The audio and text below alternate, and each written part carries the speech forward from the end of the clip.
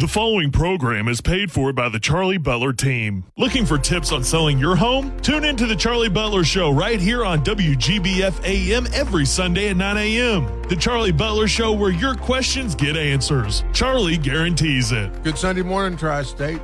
This is the Charlie Butler. Well, we got the big part of the Charlie Butler team here, so it's kind of the Charlie Butler team radio show, along with, of course, my co-host David Crow from Churchill Mortgage. Good morning, David. Good morning, Charlie. Good morning, ladies. Happy Sunday morning. David's being nice to you, after I know. after some of his comments in the past. It must be all those big words. I know. All those big words, and yeah. David, you're not going to live that down. I'm not going to live it down. Ever. No. And our other co-host, the president of the Butler DeArmond Real Estate Network, Candace DeArmond. Hello. She sounds so excited. She does. Well, hi. Well, and also with us today is Mindy Woodward. I usually say foreclosure expert Mindy Woodward, which is true, but she is seemingly branching out in many different directions. Yep. Yeah, well, we learn to adapt. So go where the money is. As Mindy and I said yesterday, she's going to have some heels and some boots. Yeah, for sure. Yeah. Rubber boots, nice heels, something in between. So I can switch it up. So, but You don't strike me as a heels person. I'm really not. I'll probably break my neck. I might go for a wedge, though, like a wedge heel. But you were in Vegas here recently, as was Mindy, at the Keller Williams Convention. Yeah. And the national convention. I unfortunately couldn't go because I had the sciatic nerve problems we talked about before, but I'm better now. So the team was left unsupervised. Yeah, it was bad. Other team gone wild. So what'd you guys bring back from there? I can get my handy dandy little notebook out and I can go through my notes if you'd like. No. No, You are really being a smart Well, because you kind of caught me off guard. Charlie on the air is Just a going to ask, little now dissect what you learned. I know. You said, Yes. what'd you guys learn? I'm like, Mindy. Hang on, Drinks in the casino are very expensive. My notebook. I wasn't being. Well, we can sit here for a while and just, I'll just flip through the pages. I'll talk about Norm for a while, boss. Yeah. Maybe we should mention. Well, yeah, we'll talk about. We learned all kinds of things. We went into some commercial things. Mindy went into a really good talking about her why. Mm-hmm. Yeah. So that was a big thing. Yeah. So, Mindy, what Candace was just saying, since Candace has no idea what she... I do. I just have to get my... Okay. You caught me on the fly. Okay. Well, I do this on the fly, as you know. This isn't your first rodeo. Charlie is not scripted. I know. Yeah. I need a little more time to prepare. Okay. Here's what we'll do. I'll talk to Mindy. You get your notebook out. How about that? All right. Okay. Mindy, you were at a class about your big why. Yes. So now, I did. A lot of people out there are not going to understand what is your big what does saying what my big why is. What does that mean? So it was all about basically pursuing the reason that you get up in the morning. Why do you want to be successful? Why do you sell real estate? Why do we do what we do? So it was all about like that personal development, learning how to be the best person that you can be and to present it to the people that you interact with every day.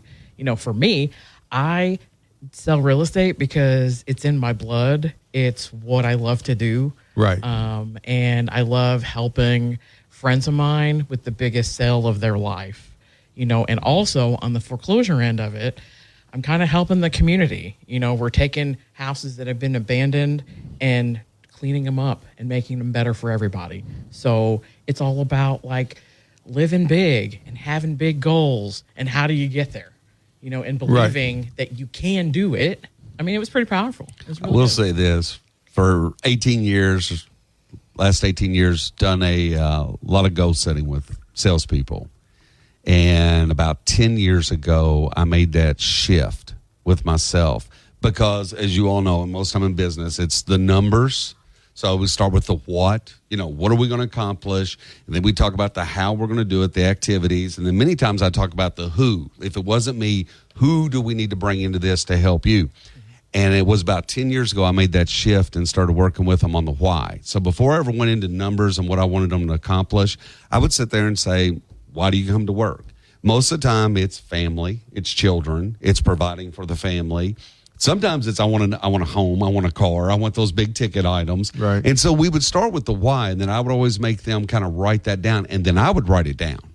And what I would do, then we would get into the what, and then the task, and how we're going to accomplish it, and the kind of the who. Well, if you get 3 months in, 4 months, 6 months into the process, and somebody's not on target with their goals and so forth, what I would do is revisit that why.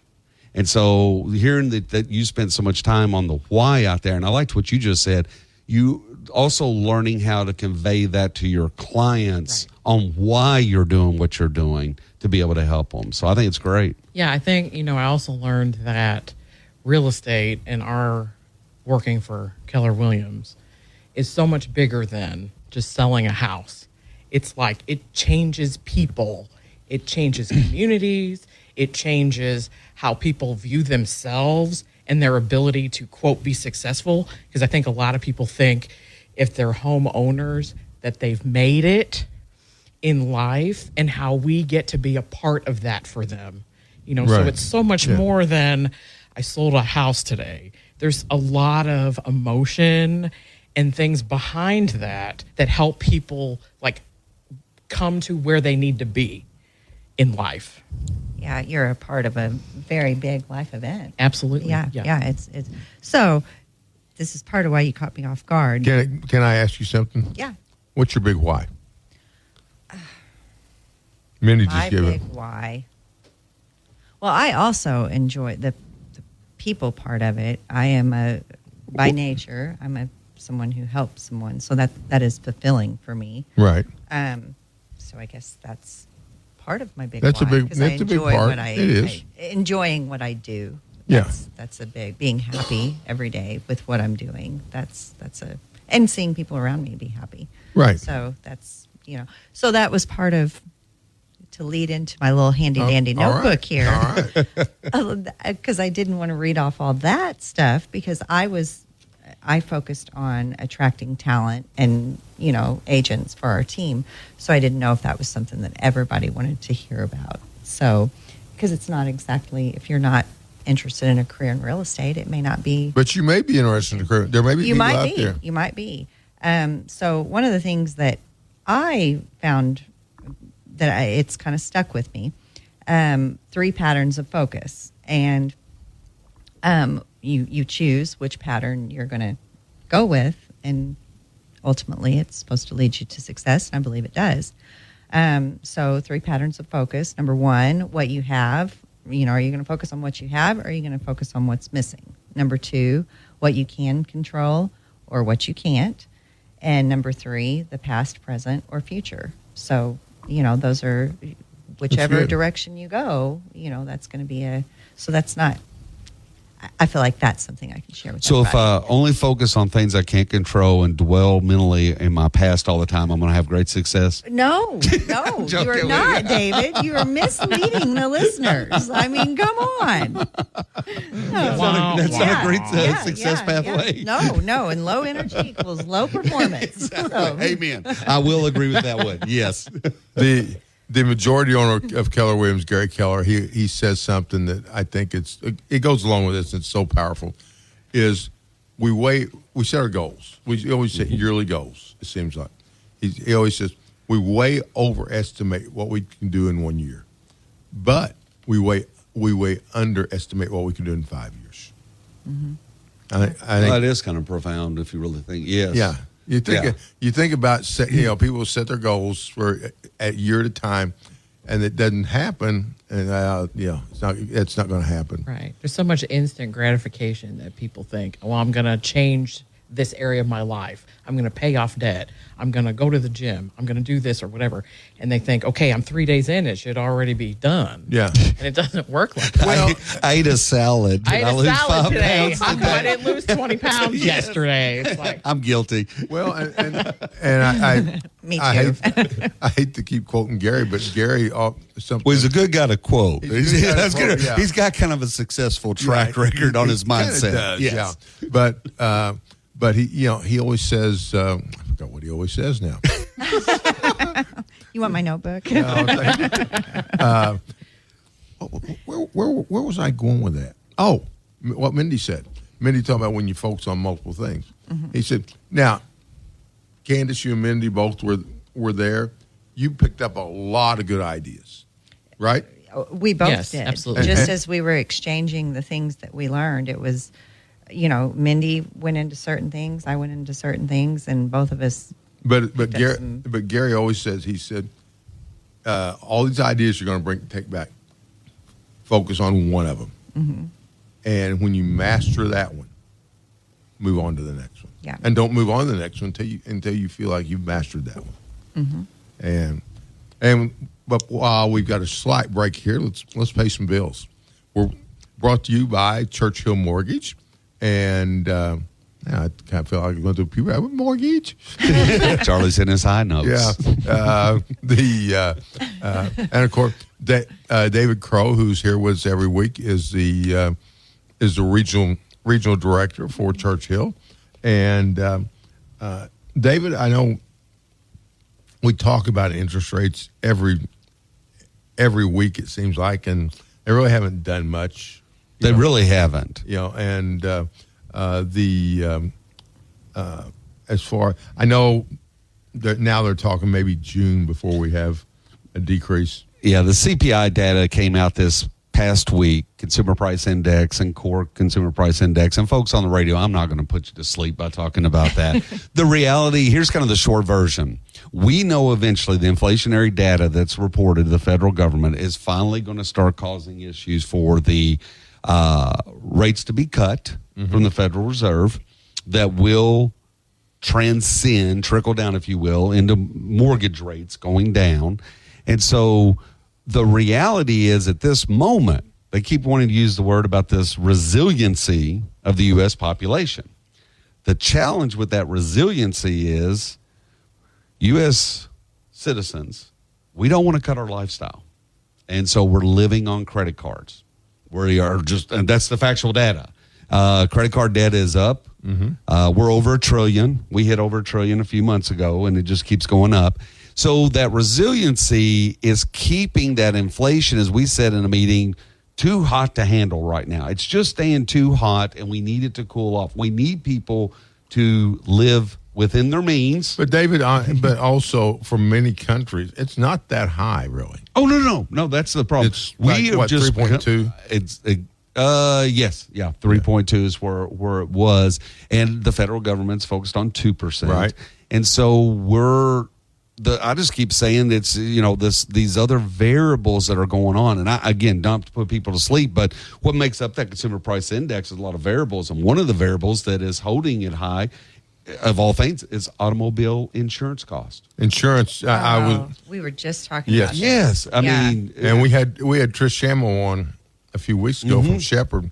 And Trish, I don't think she said this on air, but off air, she said she was expecting insurance costs to go up 30%. Well, right now they're averaging nationwide 21%. Yeah. And so the Fed holding interest rates up, we're struggling to see how that is going to impact insurance cost, because it's not. But that's made up in this consumer price index. And then we've got the Bureau of Labor and Statistics, BLS jobs report. I said 2 days ago in a conference with them, in which I learned the BLS basically states we're overfunded, we're understaffed, our jobs data we're producing each month is not accurate, which is why 30 days, 60 days later, they're going back and making revisions downward on these jobs, but these don't hit the major headlines. But the entire mortgage-backed securities and 10-year Treasury are trading off of this data the BLS is producing as its gospel, and they are basically saying we're understaffed and underfunded. Our numbers aren't accurate. There's a lot of stuff that is going to work out in 2024, which is now going to cause those interest rates to eventually get cut, and consumers ultimately landing with lower interest rates, whether it's on car purchases or, in our world, mortgages. Then you've got Jamie Dimon out there, the chairman of Chase Manhattan, who says, we're still out in the woods on a recession. And I heard one of the commentators on CNBC say, hey, Jamie's turned out to be like a broken clock. Sometime he'll be right. He'll have the right time. But he seems like he predicts this all the time, and it just hadn't happened. I don't see it. I just don't. I just put on a Facebook post the other day that interest rates, these pesky interest rates, are just being stubborn right now. Yeah. But they've stabilized. We've all became used to where we're at. We all know those that have bought a home at the end of 22, all the way through 23 and the first part of 24. This is not their 30-year mortgage payment. This is a temporary payment, and as long as they qualify and afford it, they know at the end of 24, first part of 25, they're going to refinance to a lower interest rate and a lower monthly payment. Well, it's just the reality we're all working in right now. And David, we got Candace and Mindy both, who are seeing people every day. So, what are you guys hearing from people as far as interest rates go? I'm hearing a mixture. There's some people that, especially first-time home buyers, it doesn't make as much of a difference to them. But people who have bought in the past, interest rates are kind of deterring them a little bit. Are they thinking? Do you think they're thinking we're going to see 3% again? I am very. Because it's not going to happen. I let my buyers know, like that was a one and done. Yeah, that was a fluke of nature right there. Right, yeah. And so I think some people are hopeful. Well, sure. Well, everybody's hopeful. Yeah, but, right. Me too. Yeah, we all hope. Yeah, we all hope for that. Yeah. But I think that people are just thinking. I have some people that they're saying I'm going to wait for interest rates to go down before I do something. So what? So and it's mistake. So what happened? What happens when? I'm sure you tell them, well, you can refi. Right. And we're expecting them to go down in the 5s. Yeah. Does this make any difference? Sometimes it does. Yeah. Sometimes it doesn't. I mean, I had a lady that pulled her house off the market, and she's kind of waiting it out, So. For those folks driving down the road, listening to Candace's comments, I will say this, and this is more of, entertainment. I was helping someone about 2 weeks ago, and it's a challenging situation, but the divorce decree, because it's been over a year and the ex-husband was supposed to refinance, and the divorce decree stated that as long as he can get a new mortgage at 3% interest, he will refinance. To which I said, that's not available anywhere. She needs to find her divorce attorney. And yes. And then I had another situation. Yeah. So again, entertainment, strictly entertainment. And I'm like, well, and then another one as an example. Okay. So this was just 3 days ago. I was working with a couple. They're going to buy a home. Okay. And great jobs, great income, and so forth. And they've been in an unusual situation of being able to almost rent for free. Okay. They're in their 50s and they're going to buy, and now they're looking for forever home. So we were chuckling, and based on some circumstances, I was quoting them. I always quote people high when you're getting pre-qualified, and I put 6.5% on a conventional loan at 10% down. And it yielded, based on taxes, insurance, and mortgage or PMI, it yielded about $1,800 mortgage payment. And the wife and I were chuckling because in my system I put in, we were talking about the past and the present and so forth, and I put in 3% interest instead of 6.5%. And it took their home, it was a $250,000 home, 10% down, took it down to $1,287. And so there's over a $500 swing in the monthly payment. And we were laughing on the phone. They know the reality of where we are right now, and why purchases were so stimulated in 2020 and 2021 when interest rates went into the 2s and 3s. Yeah. And she said, my husband and I just couldn't believe we were watching these freshly married 20-year-old people buying $300,000 homes, and they were like, "What are they doing? Why don't they save up?" And I said, "Well, the monthly payment was affordable." At that $300,000. So we just have fun with it, but they're going to, they know the reality, and they know they'll end up refinancing. But I just did those two funny stories just happened in the last week. I had a conversation with, speaking of Vegas, went to go grab lunch at a burger place and ended up talking to the guy behind the counter, because we all had these lanyards on. So he was like, "So what's all that about?" So we're talking about, we're here for the Keller Williams convention, real estate, blah, blah, blah. well, unless I can get 2%, I ain't moving. Oh, you're not And I moving. said, well, honey, I hope you can wait a long time. Yeah, exactly. Because my experience with the buyers that I've had here lately, they're not really talking about the interest rate. They're just worried about what their payment is. Yeah. Amen. It's not that Yes. big of a Yeah. deal. Well, a lot of people like buying a car. Right. If they can afford the payment, they're going to do it. Then the rest of it is fine. It's two variables. Right. How much down, how much a month. Right. And I address those. Sometimes it's 0 down, and this is what it is. And they know if I put them in a 30 or 15-year mortgage, quote unquote, this is the worst it's going to be. We know rates are going to go down. And I run scenarios at, like Charlie mentioned in the 5s earlier, to say within 12 months, we could be at this rate, hypothetically. And as long as things, that's why I want to come back. The reason we're not already seeing it is because us as a U.S. population, by living on credit, we're simply kicking this can down the road, because eventually people can't live on the credit, which has stimulated the refinance business I'm in, where people are actually taking some money out and paying off debt and so forth. But if people would just start living on what they make, our inflation would come down. I mean, you got to stop spending. Our inflation would come down. The Fed would cut rates, and we'd be able to lower interest rates faster. Yeah, no. Buy houses. The fixed thing. It's all those other things they're purchasing. It's not the home that's But causing Bath and this. Body Works has a sale. Yeah, no, Bath and Body Works. Yeah, Buff City Soap, all that stuff. Yeah. Buy 3, get 3 free. No, guys, and folks, if you're living or listening out there, the other growing thing, and I said it a couple weeks ago, it is all the checkouts on the Buy More, Pay Later apps, Affirm, Klarna, Afterpay. It's the number of U.S. population that aren't putting their groceries on, their MasterCard or whatever. They are doing these Buy More, Pay Now, and it's all just growing in terms of people are extended credit, and that is primary factor. We're not seeing the true inflation numbers come in, which would be causing the rates to happen or cuts earlier. Would you count people who have their groceries delivered in that? That is definitely extra expense. I do not use credit to do She that. doesn't use credit. I take that back. There is a fee that I pay for Walmart Plus that goes on a card, and it gets paid every month. So, but I get the points.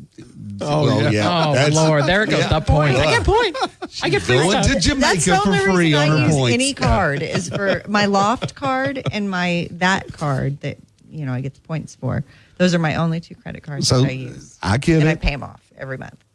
No, See? that's I'm a perfect. star I mean, I pupil. understand in convenience, and when you can afford conveniences, you buy conveniences. Yes, yeah. My But David- example earlier were but people who David- can't afford, they're just continuing to expand their Don't credit. you go sometimes? Don't you? So you'll meet people, go into the grocery store. It's a crazy concept. I Charlie. Listen to agree, that. David. Who goes to the Mindy, do you want to talk to people when you go in the grocery store? It depends on the day. Now, Oh. I am a huge fan of going into a place to buy something and to leave. I cannot, under most circumstances, now I will say I did order a couple dresses online, but anyway, I really like going into the store and You being like able that. to. How do you like checking out? I don't like lines, and you don't either, Charlie. If That's why I can get on find an board. actual You'll love it. No human- lines. It's great. Yeah, if I can find a human, that's where I'm going. Grocery So- cart completely full, and you go to self checkout. Never. How do you feel when Never. you finally get out of there? I'm looking at the head shaking no in this studio. Absolutely not. And folks driving down the road are feeling the same way. We all, that tension and anxiety kicks in when you have to go through the self. and all this silliness is brought to you by Bossy Title. Yeah, Bossy. It's Jeff Bossy's fault. If you're upset about having to wait at the checkout, I'm pretty sure call Norm ordered his Thanks, stuff. Jeff. Yeah, call Jeff Bossy. He'll fix it for you. When him and Norm wake up from their naps, okay? Norm is his CFO, the chief French officer, and man, you could take that a lot of ways. But anyway, Amen. Norm's a dog, okay? Just to make that clear, and anyway, stop. Will you stop it? I'm looking. Ladies are distracting. So anyway, but for your title needs, Bossy Title, you can't beat them, and pretty much all of us here use Bossy Title. So call them for any needs, and for if you need a home search, whatever, just call good folks at Bossy Title. Mindy, we haven't got to talk to you as much as usual. You always have good stories. And Who'd you take a pie to? Oh, there's been several. But also, Mindy is branching out into another direction, into tax sales. Yes. Oh, okay. Yeah. So basically, if anybody doesn't know what This that could be is, the last time you see Mindy, by the way. yeah, I have to deliver like 19 notices to people, so I may not be. I might be in pieces later. I don't know.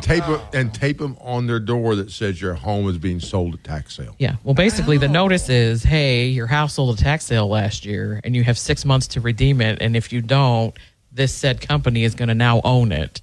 Just FYI. Have a Here's good day. a pie. Here's a pie. Have a good day.